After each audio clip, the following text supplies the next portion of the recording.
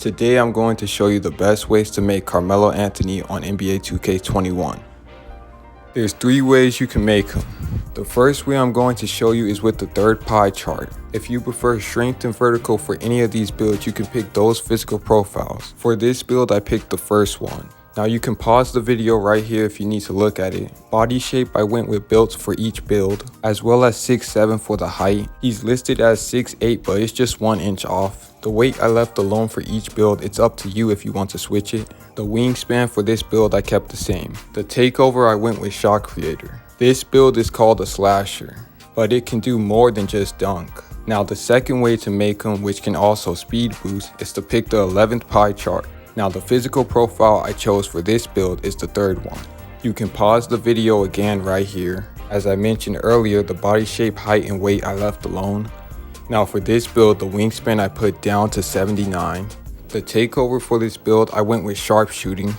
This build is called the offensive initiator. Now for the last way to make him, I went with shooting guard as the position. The pie chart I went with is the 7th one, which is kind of a mixture of both of the builds I showed you earlier. I went with the first physical profile for this build. If you need to, you can pause the video right here again. I put the position shooting guard instead of small forward for this build because it gets a little bit more speed and finishing badges. I went with sharpshooting takeover again. This build is called a mid-range finisher. The first clips you see are of this exact build. You only get Hall of Fame shooting badges for this build, and when you hit 99.9, you get an 80 driving dunk, 86 mid-range, 84 3 ball, and a 77 ball control. Also, I noticed this build gets quite a few steals. This build is the most similar to Carmelo Anthony. The next clips are of this build.